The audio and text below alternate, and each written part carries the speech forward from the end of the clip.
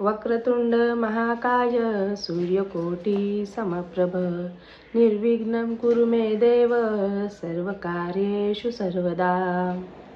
नमस्कार, मी पूजा आपल्या चॅनलवर तुम्हा सगळ्यांचं पुन्हा एकदा खूप खूप मनापासून स्वागत करते। तुमच्या सगळ्या इच्छा स्वामी महाराज लवकरात लवकर पूर्ण करत ही स्वामींच्या मी प्रार्थना करते व आजच्या आपल्या व्हिडिओला सुरुवात करते।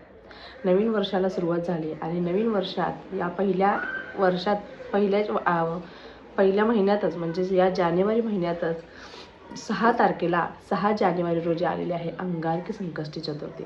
भरपूर लोक आपण सगळे सेवेकरी या संकष्टीची आतुरतेने वाट पाहत असतो, ती म्हणजे अंगारकी संकष्टी चतुर्थी। भरपूर सेवेकऱ्यांची दर महिन्याची जी संकष्टी चतुर्थी असते ते व्रत असतात, पण अंगारकी चतुर्थी ज्यांना नव्याने सुरुवात करायची असते संकष्टीला ते नव्याने अंगारकी संकष्टी चतुर्थीपासून सुरुवात करू शकतात। ज्यांची काही कारणास्तव संकष्टी चतुर्थी ही मोडली होती, उपवास तुटला होता, तर ते देखील नव्याने यावेळेस सुरुवात करू शकतात। पण एकदा सगळ्यांना कळकळीची विनंती आहे, तुम्हाला जमणार आहे, तुम्हाला वाटतं की मला जमेल अशा लोकांनी संकष्टी चतुर्थी हे व्रत करायचं। कारण संकष्टी चतुर्थी व्रत हे बाकीच्या उपवासांसारखं नसतं, म्हणजे सायंकाळी म्हणजे दिवस मावळला की बाकीचे उपवास आपण सोडत असतो, म्हणजे सोमवार, मंगळवार, गुरुवार असो, रविवार असो, शनिवार असो। संकष्टी चतुर्थी हे चंद्रोदय झाल्यानंतर चंद्राचं दर्शन घेऊन चंद्राची पूजा करून मगच आपण हा उपवास सोडत असतो। त्यामुळे ज्यांना या वेळेपर्यंत निभावणं उपवास शक्य होत असेल अशाच लोकांनी संकष्टी चतुर्थी हे व्रत करायचं। अंगारकी संकष्टी चतुर्थी ही भरपूर लोक निर्जळी करतात, कोणी कोणी फक्त फलाहार घेऊन करतं, कोणी कोणी तिखट मीठ खात नाही। प्रत्येक भागात वेगवेगळ्या पद्धती असतात। गाव वेश वळलं की प्रत्येकाची पद्धत परंपरा ही वेगळी असते। कोणी कोणी काही इच्छेखातर संकष्टी चतुर्थी किंवा अंगारकी चतुर्थी करत असतं। अंगारकी चतुर्थी अतिशय महत्त्वाचा व अतिशय मोठा दिवस आपल्यासाठी असणार आहे।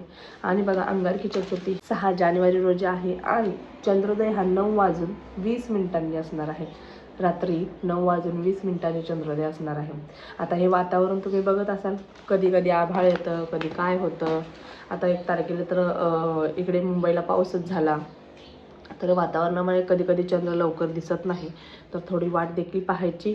आपण जास्त वेळ वाट पाहून देखील चंद्र आला नाही तरी देखील चंद्र आपल्या समोर आहे असं समजून आपण चंद्राचं औक्षण करायचं, पूजा करायची आणि नंतरच उपवास सोडायचा आहे। आवर्जून या दिवशी मोदकांचा नैवेद्य करायचा आहे। आपण दर संकष्टीला आपल्याला प्रत्येक लोक करतात, पण कधी कधी जमत नाही, त्यावेळेस आपण गोड शिरा, खीर वगैरे करत असतो। पण अंगारकी संकष्टी चतुर्थीला तुम्ही आवर्जून मोदक करायचे आहेत। तुम्ही 11, 21, 51, 108 मोदकांचा, तुम्हाला जितके हवे तितके मोदकांचा तुम्ही नैवेद्य दाखवू शकता। भरपूर लोक मिठाची चतुर्थी देखील करतात, तुम्ही ऐकलं असेल। दिवसभर उपवास ठेवतात आणि संध्याकाळी ज्यावेळेस मोदक करतात तेथील सर्व मोदक गोड असतात, त्याच्यातील एक मोदक मिठाचा असतो आणि हा उपवास ते त्याच्यावरती सोडत असतात। तुम्ही ऐकलं असेल, ज्यावेळेस मिठाचा मोदक लागतो, पहिला जरी मोदक मिठाचा लागला तर तिथेच आपण खाणं बंद करायचं असतं, अशा पद्धतीचा। जर त्याविषयी माहिती हवी असेल तर तुम्ही नक्कीच कमेंट बॉक्समध्ये कमेंट करा। तुम्हाला मिठाचे व्रत, मिठाची संकष्टी चतुर्थी कशा पद्धतीने करायची या संबंधीची माहिती देखील लवकरच मिळेल। बघा, अंगारकी संकष्टी चतुर्थी निमित्त आपण पाहणार आहोत गणपती बाप्पाची अतिशय प्रभावी व अतिशय फलदायी अशी 120 दिवसांची संकटमोचन सेवा ही आज आपण पाहणार आहोत। ती कशा पद्धतीने करायची हेच आजच्या व्हिडिओमध्ये सांगणार आहे, त्यामुळे व्हिडिओ स्किप न करता शेवटपर्यंत पाहायचा आहे। बघा, आपल्या घरामध्ये कोर्ट कचेरी मागे लागलेली असेल, संतती होत नसेल, एखादी इच्छित कार्य आपलं पूर्ण होत नसेल किंवा आपल्या घरावरती सतत येणारे संकट, अडचणी यांना सामोरे जाऊन आता आपणच थकलो आहोत, सगळं काही करतोय आणि आधी गणपती बाप्पा, बघा गणपती बाप्पा हे बुद्धीचे देवता आहेत, विघ्नहर्ता आहेत, तुम्हाला देखील माहिती आहे। त्यामुळे गणपती बाप्पांना शरण जायचं। गणपती बाप्पांना तुम्ही शरण गेल्यानंतर ही 120 दिवसांची तुम्हाला संकटमोचन सेवा करायची आहे। आणि अंगारकी संकष्टी चतुर्थी ही मंगळवारी आलेली आहे। मंगळवारची सेवा, संकटमोचन सेवा आणि गणपतीची सेवा, बाप्पाची सेवा, आपल्याला लाडक्या बाप्पाची सेवा आपल्याला करायची आहे। आता काय करायचं, तुम्हाला मी जे जे साहित्य सांगते इथे स्क्रीनवरती देखील तुम्हाला देण्याचा मी प्रयत्न करते किंवा डिस्क्रिप्शन बॉक्समध्ये देईन तुम्हाला, बरोबर. तुम्हाला काय करायचं आहे, ज्या ज्या वस्तू मी सांगणार आहे त्या तुम्हाला आदल्या दिवशीच आणून ठेवायच्या आहेत. म्हणजे काय होईल, तुम्हाला दुसऱ्या दिवशी सकाळ सकाळी मंदिरात जायचं आहे, त्यामुळे तुम्हाला आदल्या दिवशीच म्हणजेच 5 तारखेलाच तुम्ही या सगळ्या वस्तू आणून ठेवायच्या आहेत. आता त्या वस्तू कोणत्या, तर बघा तुम्हाला एक नारळ लागणार आहे. नारळ हा पाण्याने भरलेला असावा. एक नारळ, नारळावरती 2 नागवेलीची पाने म्हणजेच विड्याची 2 पाने, त्याच्यावरती एक सुपारी, एक नाणं. नारळ, नागवेलीची 2 पाने, एक नाणं, एक सुपारी, या 4 वस्तू झाल्या. 5वी वस्तू 21 दुर्वा. 5वी वस्तू 21 दुर्वा. त्याच पद्धतीने जास्वंदीचं फूल म्हणजेच लाल रंगाचं फूल. जास्वंदीची फुलं आता मिळत आहेत. जर आपल्याला भेटलं नाही तर लाल रंगाचं कोणतंही फूल म्हणजे गुलाबाचं फूल जरी घेतलं तरी देखील चालणार आहे. एक फळ. फळ कोणतं, तर फळ हे डाळिंबच असावं याची खात्री आपण करून घ्यायची आहे. डाळिंबाचं फळ आपल्याला घ्यायचं आहे. त्याच पद्धतीने एक खोबऱ्याची वाटी. खोबऱ्याची वाटी म्हणजे खोबऱ्याचा तुकडा नाही घ्यायचा, खोबऱ्याची अखंड अर्धी वाटी जी असते ती खोबऱ्याची अर्धी वाटी आणि त्याच्यामध्ये गूळ. एवढ्या वस्तू तुम्हाला लागणार आहेत. तुम्हाला समजलं असेल बघा. अजून एकदा सांगते मी किती वस्तू होत आहेत बघा. एक नारळ पाण्याने भरलेला, 2 नागवेलीची पाने, नंतर एक सुपारी, एक नाणं, अक्षता, नंतर खोबऱ्याची वाटी, गूळ, 21 दुर्वा, लाल रंगाचं फूल आणि तुम्हाला एक फळ. अशा या 10 गोष्टी तुम्हाला लागणार आहेत, बरोबर. या सर्व गोष्टी घेऊन जायच्या आहेत तुम्हाला मंदिरामध्ये. जाताना तुम्हाला हे सगळ्या दुर्वा वगैरे आणल्या आणि फुल तुम्हाला लाल रंगाचं सांगितलेलं आहे मी आणि फळ देखील लाल रंगाचं म्हणजेच डाळिंबच फळ हवं आहे. त्याच पद्धतीने या सगळ्या वस्तू तुम्ही आदल्या दिवशीच रात्रीच्याच ताटामध्ये ठेवा. सगळं ताट व्यवस्थित तयार करायचं आहे. ताटामध्ये एक निरंजन घ्या, अगरबत्ती घ्या, धूप घ्या आणि तुमच्या जवळपास जे गणपती मंदिर आहे, गणपती बाप्पाचं मंदिर आहे, तिथे तुम्हाला जायचं आहे. गेल्यानंतर तुम्ही ज्या ज्या वस्तू नेलेल्या आहेत त्या सगळ्या तुमच्या हाताशी धरायच्या आहेत किंवा ते ताट संपूर्ण तुम्हाला तुमच्या हाताशी धरायचं आहे. तुम्हाला जी काही संकट आहेत, तुमच्या ज्या काही अडचणी आहेत त्या सगळ्या बाप्पाला बोलून दाखवायच्या आहेत आणि ते ताटातील सगळ्या वस्तू बाप्पांना अर्पण करायच्या आहेत. त्यातील काही देखील घरी माघारी आणायचं नाही. तिथेच बाप्पाला सगळं ते अर्पण करायचं आहे आणि बाप्पांना सांगायचं आहे की मी 120 दिवसांची मंगळवारची 120 दिवसांची संकटमोचन सेवा सुरू करणार आहे आणि यामध्ये मला यश प्राप्ती होऊ द्या. अशा पद्धतीने गणपती बाप्पांना सांगायचं आहे. फक्त 5 मिनिटं तिथे शांत बसायचं आहे, कारण मंदिरामध्ये ज्या सात्विक लहरी असतात त्या कुठेही नसतात. त्यामुळे त्या सात्विक लहरी घेऊन आपल्याला आपल्या घरी यायचं आहे. घरी येताना कोणाशी बोलायचं नाही, डायरेक्ट आपल्या घरी जायचं आहे.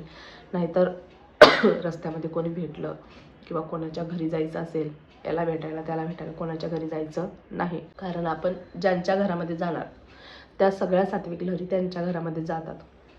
त्यामुळे डायरेक्ट आपल्याच घरी यायचं आहे. आपल्याला घरी आल्यानंतर संकल्प घ्यायचा आहे. मंदिरामध्ये ज्या वस्तू ठेवल्या तो संकल्प नाही, पण त्या वस्तू ठेवणं अतिशय महत्त्वाचं आहे. सकाळी ज्या सर्व वस्तू तुम्हाला घेऊन जायच्या आहेत, संध्याकाळी जाऊ का दुपारी जाऊ का हा प्रश्न करू नका. अंघोळ केली, देवपूजा तुमची झाली की पहिलं तुम्हाला तुमच्या जवळपासच्या मंदिरामध्ये जायचं आहे. आणि अशी कमेंट करू नका की आमच्या जवळपास गणपती बाप्पाचं मंदिर नाही. प्रत्येक गावामध्ये गणपती बाप्पाचं मंदिर असतं. फक्त वेगळं गणपती बाप्पाचं मंदिर नसेल, बाकीच्या देवाचं मंदिर असेल, तिथे गणपती बाप्पाची मूर्ती असते म्हणजे असतेच. तिथे जा, तिथे ठेवलं तरी देखील चालेल, काही हरकत नाही आहे. हे ठेवून आल्यानंतर घरी आल्यानंतर संकल्प करायचा आहे. संकल्प करताना तुमच्या हातामध्ये अक्षता, 1 फूल, हळदी कुंकू, थोडंसं पाणी टाकायचं आहे आणि तुमचं नाव, तुमचं गोत्र बोलायचं आहे. तुमचं कोणतं संकट आहे, तुमची कोणती इच्छा असेल, मनातली इच्छा पूर्ती करणारं हे व्रत आहे, तुम्ही ते बोलायचं आहे. आणि नंतर तुम्ही किती दिवसांची ही सेवा, तुम्ही 120 दिवसांची ही सेवा करणार आहे. फक्त अखंड असा हा शब्द वापरू नका. यथाशक्ती यथाकालीन मी ही सेवा करणार आहे 120 दिवसांची असं बोलायचं आहे आणि संकल्प हातावरून खाली सोडायचा आहे. संकल्प घेतल्यावर आपण त्या संकल्पामध्ये बांधलं जातो व आपल्याला ती सेवा कंप्लीट करावीच लागत असते. त्यामुळे तुम्हाला संकल्प घेणं अतिशय महत्त्वाचं आहे. संकल्प घेतल्यानंतर आता सेवा काय करायची आहे. सेवा अजिबात मोठी नाही आहे. फक्त एक मंत्र तुम्हाला मी सांगणार आहे. तो मंत्र तुम्हाला फक्त 121 वेळा जपायचा आहे, बरोबर. बघा ही सेवा किती दिवसांची आहे, 120 दिवसांची. ही सेवा 120 दिवसांची सेवा आहे आणि जो मंत्र तुम्हाला मी सांगणार आहे तो मंत्र आहे 121 वेळा आपल्याला जपायचा आहे, बरोबर. जमलिंग करून घेऊ नका. आता मंत्र काय आहे. मंत्र बघा व्यवस्थित आहे का, स्क्रीनवरती देखील मी तुम्हाला देते. मंगलमूर्ते विघ्नहरा दुरितनाशना कृपा करा. हा एवढाच मंत्र आहे. लक्षात घ्या. मंगलमूर्ते मूर्ते मूर्ते मंगलमूर्ते, मंगलमूर्ती म्हणत नाही मी, मंगलमूर्ते विघ्नहरा दुरितनाशना कृपा करा. अशा पद्धतीचा हा मंत्र आहे. तुम्हाला हा मंत्र 121 वेळा जपायचा आहे. ताई 121 वेळा कसा जपू? तुमच्याकडे जी जपमाळा आहे घरामध्ये, त्या माळेमध्ये 108 मणी असतात, बरोबर. एक माळ तू पूर्ण जपायची आणि नंतर 13 वेळा बोटावरती तुम्ही काउंटिंग करू शकता. 108 वेळा झालं. मंगलमूर्ते विघ्नहरा दुरितनाशना कृपा करा, मंगलमूर्ते विघ्नहरा दुरितनाशना कृपा करा, मंगलमूर्ते विघ्नहरा दुरितनाशना कृपा करा. अशा पद्धतीने तुम्ही 13 वेळा बोलायचं आहे. म्हणजे बरोबर तुमचं 121 वेळा जप होतं. फक्त एवढी सेवा आहे. बाकीचं काही देखील तुम्हाला करायचं नाही. फक्त हा एकच मंत्र तुम्हाला 121 वेळा जपायचा आहे रोज. फक्त याच्यामध्ये नियम बघा. तुम्ही एखाद्या इच्छित कार्यासाठी करत असाल तर खरंच आवर्जून तुम्ही मांसाहार करू नका. भरपूर लोक असा प्रश्न करतात की ही सेवा करत असताना मांसाहार करावा का? अजिबात नाही करायचा. अजिबात करू नका. बघा, एखादी इच्छेसाठी, एखाद्या कार्यासाठी, एखाद्या कार्य सिद्धीत जाण्यासाठी आपण ज्यावेळेस सेवा करतो त्यावेळेस मांसाहार करू नका. कारण त्या मांसाहार करण्यामुळे आपली सेवा खंडित होत असते. त्याच पद्धतीने परान्न घेऊ का? परान्न शक्यतो घेऊ नका. असं काही नाही आहे, घेतलं तर तरीसुद्धा न घेण्याचा प्रयत्न करा. जास्तीत जास्त टाळण्याचा प्रयत्न करा. फक्त कधी गरज पडलीच तर घेऊ शकता. 3 वेळा गायत्री मंत्र बोलायचा आणि नंतर तुम्ही खाऊ शकता. अशा पद्धतीने काही हरकत नाही आहे. त्याच पद्धतीने याच्यामध्ये मासिक पिरियड्स वगैरे आले तर ते 4 दिवस स्किप करायचे आहे सेवा. मी काय म्हणते ऐका, 4 दिवस सेवा स्किप करायची आहे. म्हणजे फक्त 4 दिवस सेवा स्किप करायची आहे. 5व्या दिवसापासून परत सेवा पुढे कंटिन्यू करायची आहे, बरोबर. फक्त मासिक पिरियड्स वगैरे आल्यानंतर. ताई 4थ्या दिवशी आंघोळ करतो डोक्यावरून, मग 4थ्या दिवशी चालेल का? मी काय म्हणते, 4 दिवस पूर्णपणे 4 दिवस स्किप करायचे आहे सेवा. बरोबर 5व्या दिवसापासून तुम्हाला परत कंटिन्यू करायचे आहे. त्याच पद्धतीने सुतक बिटाळाला सेवा स्टॉप करायची आहे. मी काय म्हटलं, स्टॉप करायची आहे. म्हणजे संपूर्ण सेवा तिथेच बंद करायची. आणि नंतर पुढची येणारी कोणतीही संकष्टी चतुर्थी असो, त्या संकष्टीपासून पुन्हा नव्याने तुम्हाला सुरुवात करावी लागणार आहे, बरोबर. फक्त मासिक पिरियड आले तर स्किप करून कंटिन्यू करायचे आहे. आणि सुतक बिटाळ आला तर सेवा स्टॉप करायची आहे, बंद करायची आहे तिथेच. आणि ज्यावेळेस दुसरी संकष्टी चतुर्थी येईल त्यावेळेसपासून आपल्याला नव्याने पुन्हा एकदा मंदिरामध्ये ज्या वस्तू सांगितल्या त्या सगळ्या घेऊन जाऊन नव्याने पुन्हा एकदा तुम्हाला ही सेवा कंटिन्यू करावी लागणार आहे. अशी देखील कमेंट्स येते की ताई 120 दिवस जमणार नाही, आम्ही 21 दिवसांची केली तर चालेल का? बघा, गणपतीची सेवा, मंगळवारची सेवा, अंगारक योगावरती केली जाणारी सेवा आणि संकटमोचन सेवा, ही सेवा 120 दिवसांचीच आहे. आणि मी ही स्वतःच्या मर्जीने सांगत नाही आहे. प्रदीप दादांनी दिलेली ही सेवा आहे, केंद्रातून दिलेली ही सेवा आहे, तीच तुमच्यापर्यंत पोहोचवते. कारण आपल्याला एखादं कार्य सिद्धीत जाण्यासाठी आपल्याला ही सेवा दिली जाते. त्यामुळे तुम्ही नक्कीच सेवा करू शकता. त्यामुळे 21 दिवसाची नाही तर 120 दिवसांची सेवा तुम्हाला करावी लागणार आहे. अशा पद्धतीने तुम्हाला ही सेवा करायची आहे. अजून देखील तुमचे काही प्रश्न असतील तर आवर्जून कमेंट बॉक्समध्ये विचारू शकता. व्हिडिओ आवडत असतील तर व्हिडिओला लाईक करत जा, शेअर करत जा, सबस्क्राईब करत जा आणि नक्कीच तुम्ही ही सेवा करायला अजिबात विसरू नका. श्री स्वामी समर्थ.